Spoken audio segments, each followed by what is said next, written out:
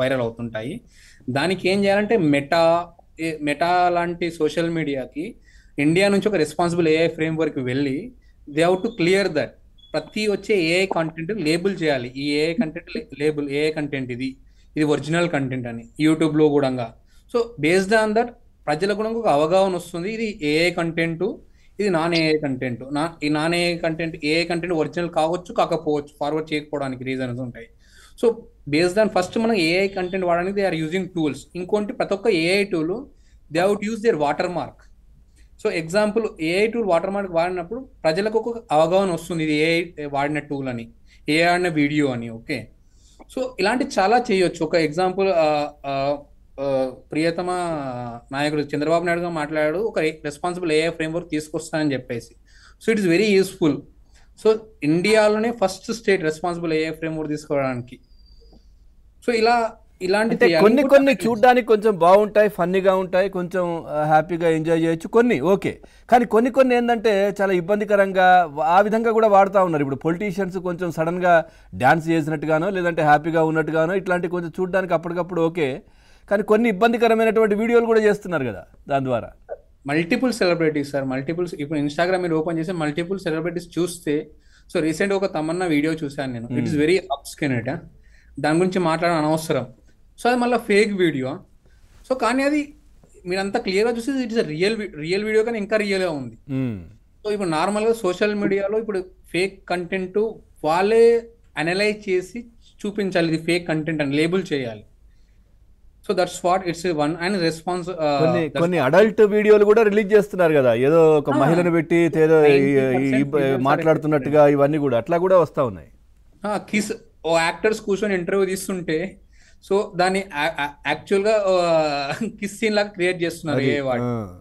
So it is very they are using like thing which you can't say in the out side.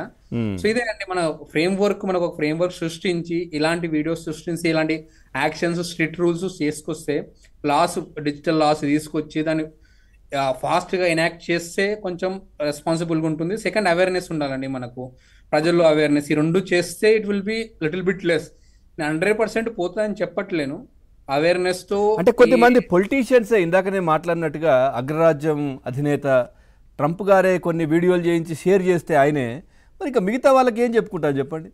It's publicity stunt sir. Normal గా అంటే అక్కడ ప్రత్యర్థులను అవమానపరుస్తున్నట్టుగానైతే video తీశారు కదా, ఆయన opposite party వాళ్ళు ఆయన ముందు మోకాళ్ళ పైన కూర్చున్నట్టుగా, ఈయన రాజులా చేస్తున్నట్టుగా. అట్లా ఉంటే ఇంకా వేరే వాళ్ళు ఇంకో విధంగా చేసే ప్రయత్నం చేస్తారు కదా. అంటే కట్టడి వాళ్ళ దగ్గర నుంచి కూడా రావాలి. సో వాళ్ళు కూడా రావాలి, కానీ మనం ప్రూవ్ చేయలేం కదా సార్. ఇప్పుడు నార్మల్ గా మనం ప్రూవ్ చేయలేము కదా, ట్రంప్ దగ్గరికి వెళ్ళి మీరే చేశారు. అవును చేయలేం, కానీ ఆయన ఇప్పుడు మన వైస్ ప్రెసిడెంట్ షేర్ చేశారు ఆ వీడియోని. Sir that's how market is running right now sir. మనం దాని గురించి సో ఓన్లీ ప్రజలకు అవేర్నెస్ ఇవ్వడం చాలా ఇంపార్టెంట్ సార్. అండ్ ప్రజలు ఒకటి గ్రీడీ ఆశ, రెండు ఫియర్ భయం, ఈ రెండు దాంట్లో వల్ల ట్రాప్ అవుతున్నారు 90% సైబర్ క్రైమ్లో. సో ఎగ్జాంపుల్ జెడ్పీటీసీ సీట్ కానీ అమౌంట్ కానీ, this are things that's happening.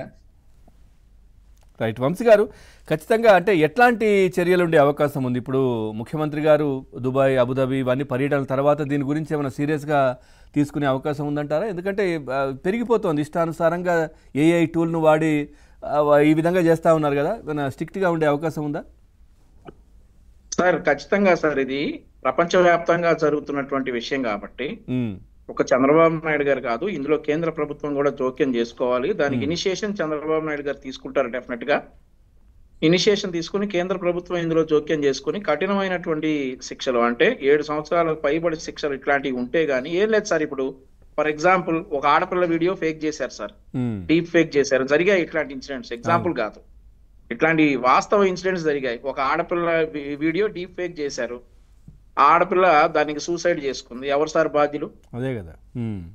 లేదంటే ఇట్లా చంద్రబాబు నాయుడు గారు రైతుల్ని తిట్టారు అని చెప్పి ఒక వీడియో వచ్చింది.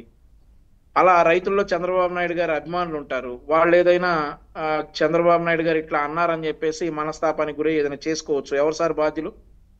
సో ఇట్లాంటి విషయాలన్నింటిలో కూడా 7 years అబౌవ్ శిక్షలు పడేలా చేసి వీళ్ళని ఖచ్చితంగా ఈ ఏఐని దుర్వినియోగం చేసే